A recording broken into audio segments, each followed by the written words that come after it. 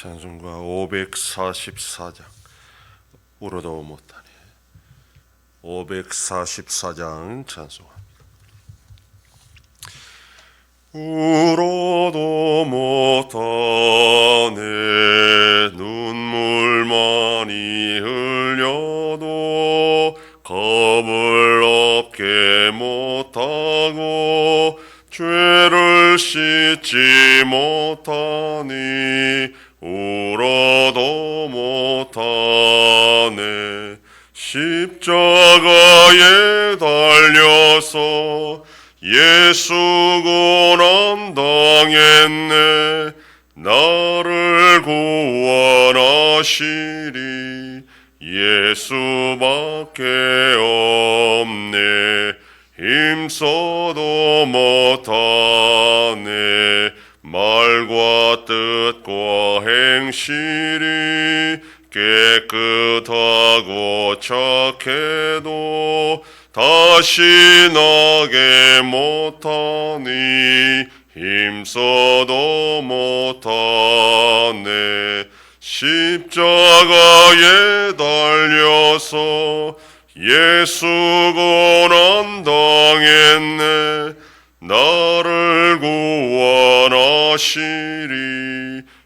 예수밖에 없네 참아도 못하네 할 수 없는 죄인이 흉한 죄에 빠져서 어찌하니 죽을까 참아도 못하네 십자가에 달려서 예수 고난 당했네 나를 구원하시리 예수밖에 없네 믿으면 되겠네 주 예수만 믿어서 그 은혜를 힘입고 오직 주께 나가면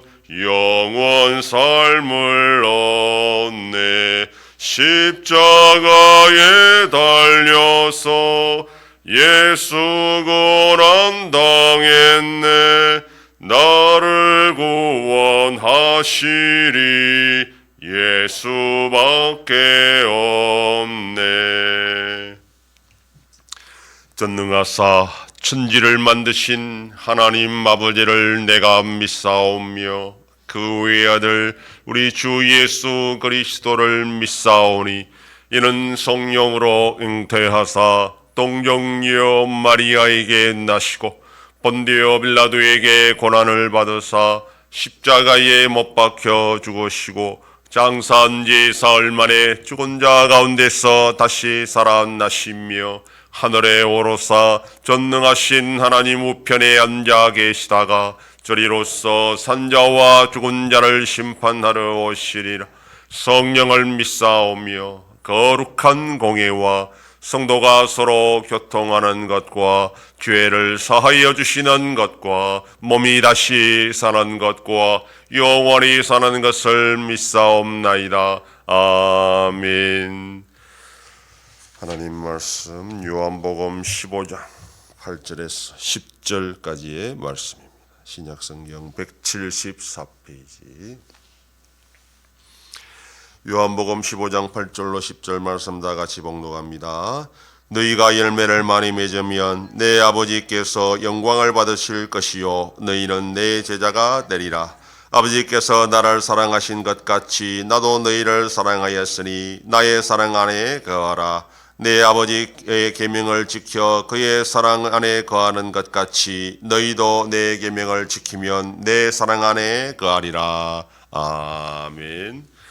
본문은 예수님의 제자들이 열매를 맺어야 하는 이유와 또 어떤 열매를 맺어야 되는지 어떻게 맺어야 되는지 그 방법을 말씀합니다. 포도나무에 가지가 열매를 맺어야 하는 이유는 농부의 기쁨이 되기 위한 것이다. 그렇게 말합니다. 이와 마찬가지로 예수님이라는 포도나무에 붙어있는 가지들인 제자들이 열매를 맺으면 농부이신 하나님이 영광을 받으신다, 그렇게 말씀합니다. 그러한 열매를 통해서 제자들이 진짜 제자들인지가 판명된다는 것입니다. 가지가 나무에 붙어있고 살아있으며 충분한 영양분을 공급받는다면 분명 열매를 맺어야 됩니다. 이처럼 성도가 예수님을 믿으며 신앙생활을 하면 반드시 열매를 맺어야 합니다.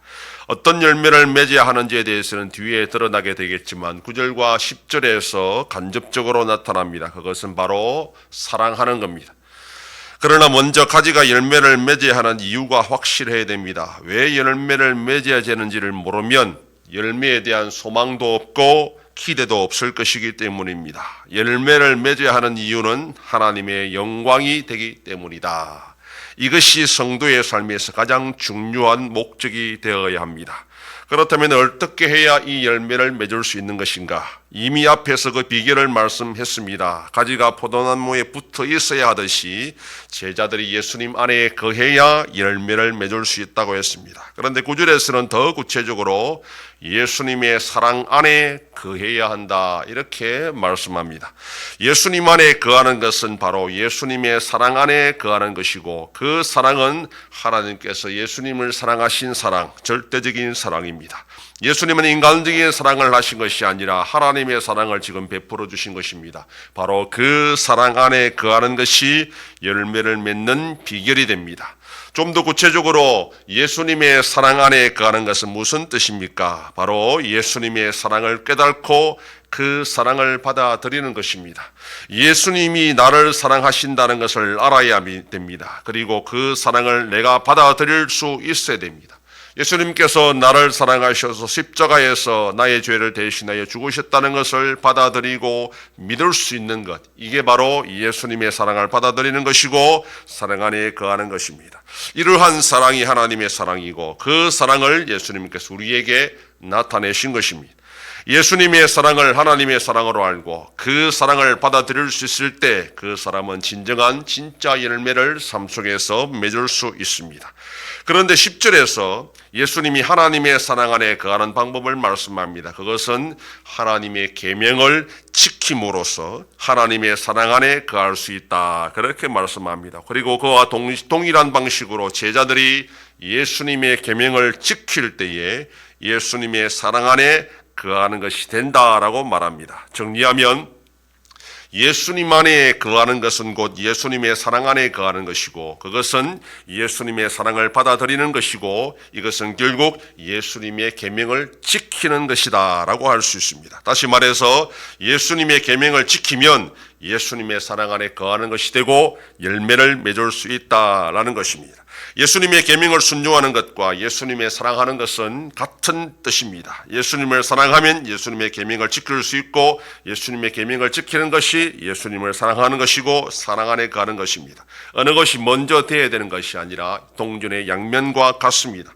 예수님의 사랑을 받아들인다면 예수님의 말씀에 순종할 수 있습니다. 예수님의 말씀에 순종하면 그건 곧 예수님의 사랑 안에 거하는 것입니다. 어느 하나만 가능하지가 않다는 겁니다. 사랑과 순종이 동시에 작동합니다. 이 원리를 뒤에 가서 지금 더 자세히 말씀하실 것입니다. 오늘도 우리는 예수님의 사랑 안에서 예수님의 계명을 순종하고 열매를 맺는 삶을 살아야 되는 것이 성도의 삶의 목적이고, 그것이 하나님이 기뻐하는 것이고 하나님의 영광이 됩니다. 오늘도 기도를 통해 말씀을 통해 우리가 얼마나 하나님의 사랑을 받고 있는지를 다시 한번 깨닫고 예수님을 사랑하며 순종하며 많은 열매를 맺는 복된 하루가 되기를 소망합니다. 기도하겠습니다. 하나님 아버지, 감사합니다. 지난 밤도 지켜주시고 또 이 새벽을 깨우며 주님 앞에 나와 기도하고 오늘 하루도 살아가게 하시니 감사합니다. 성도가 열매를 맺어야 되는 것은 너무나 당연하지만 주님의 사랑 안에 거할 때에, 주님의 말씀에 순종할 때에, 그 사랑을 받아들일 때에 열매를 맺을 수 있고, 그럴 때에 하나님이 기뻐하시고 영광 받으신다 하였사오니 오늘도 우리의 삶 가운데 하나님이 베풀어 주신 은혜를, 사랑을 깨닫고 그 사랑을 받아들임으로 예수님의 말씀에 순종하는 삶을 통해서 많은 열매를 맺게 하시고 하나님께 영광 돌리는 삶이 되게 하여 주시옵소서. 하나님 아버지, 우리나라와 함께 하셔서 복을 주셔서 이 나라가 올바른 방향으로 나갈 수 있도록 인도하여 주시옵소서. 여전히 전쟁 속에 있는 나라들을 불쌍히 여겨주시고 속히 평화가 임하게 하시고 세계 경제가 나아질 수 있도록 은혜 베풀어 주시옵소서. 한송교회와 함께 하셔서 새 일을 행하여 나타내심으로 하나님이 기뻐하시는 우리 교회가 되게 하여 주시옵소서. 성도의 가정과 생업에 복을 더하여 주셔서 감사가 넘치는 가정이 되게 하여 주시옵소서. 자녀들의 삶 가운데도 함께하여 주시고 어린 생명들을 지켜 주시옵소서. 연로하신 어르신들 붙잡아 주시며 병중에 있는 성도들을 불쌍히 여기사 치료하여 주시고 회복시켜 주시옵소서. 오늘도 이 새벽에 주님 앞에 나와 기도하는 종들을 기억하시고 간절히 구하고 빌 때마다 들으시고 속히 응답하여 주시옵소서. 감사드리며 예수님 이름으로 기도드립니다. 아멘. 하늘에 계신 우리 아버지여, 이름이 거룩히 여김을 받으시오며 나라의 임하옵시며 뜻이 하늘에서 이룬 것 같이 땅에서도 이루어지이다. 오늘날 우리에게 일용할 양식을 주옵시고 우리가 우리에게 죄 지은 자를 사하여 준 것 같이 우리 죄를 사하여 주옵시고 우리를 시험에 들게 하지 마옵시고 다만 악에서 구하옵소서. 되게 나라와 권세와 영광이 아버지께 영원히 쌓옵나이다. 아멘.